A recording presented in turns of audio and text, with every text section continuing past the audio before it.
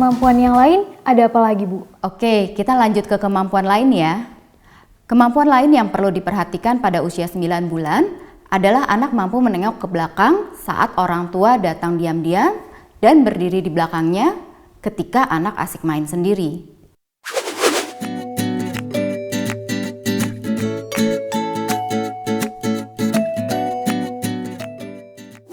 Oh, jadi anak menyadari kalau kita datang, gitu ya, Bu?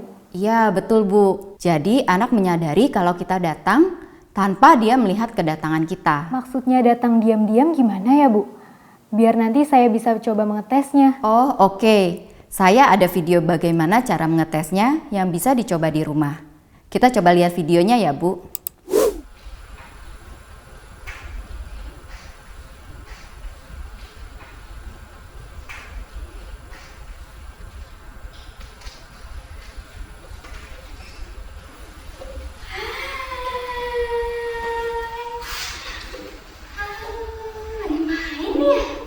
Nah, seperti yang kita lihat di video tadi, tampak orang dewasa datang tanpa suara.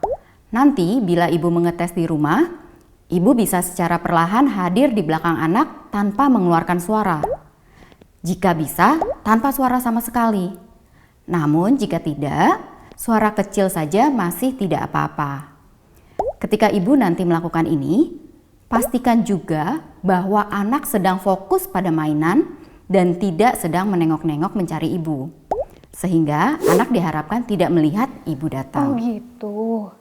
Jadi yang dianggap sudah bisa di kemampuan ini adalah kalau anak menyadari kehadiran orang lain di ruangan tersebut tanpa ia melihat atau mendengar suara terlebih dahulu. Iya, betul Bu. Nah, saya punya video lain yang menggambarkan hal berbeda.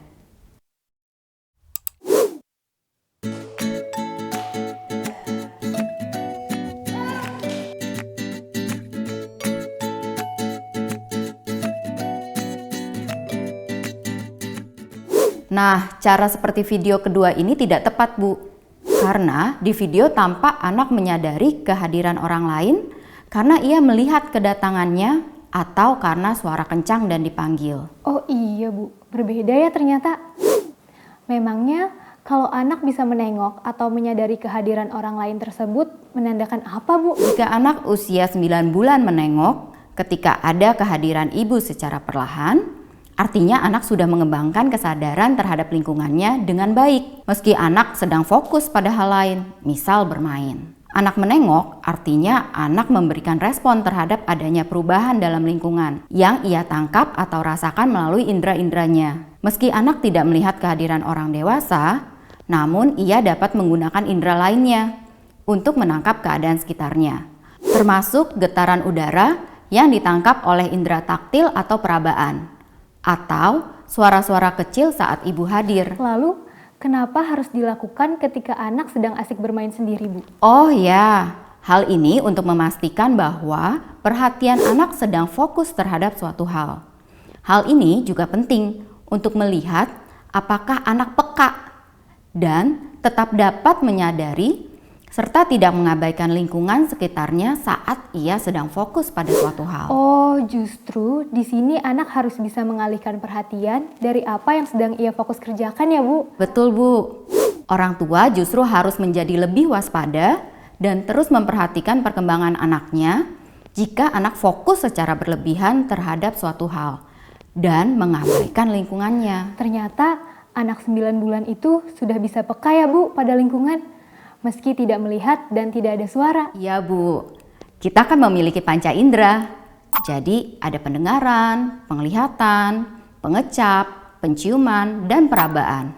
Nah, diharapkan di sini anak tetap bisa menangkap kehadiran seseorang dengan indera lainnya selain penglihatan dan pendengaran. Di sisi lain, anak juga sebenarnya tetap dapat menangkap suara-suara kecil yang orang dewasa buat saat masuk. Sebenarnya, kita orang dewasa kan juga seringkali dapat merasakan saat ada orang lain yang lewat di belakang kita, meskipun tidak menyentuh atau bersuara kan? Iya ya, Bu. Panca indera tidak hanya penglihatan atau pendengaran ya? Iya, tetapi jika anak belum menengok nantinya, kita bisa coba membuatnya menyadari kehadiran kita dengan mengeluarkan suara yang lembut dan tidak terlalu keras. Oh demikian Bu. Baik Bu, akan saya perhatikan kemampuan ini. Selain kemampuan-kemampuan tersebut, apa lagi Bu? Kemampuan yang berikutnya adalah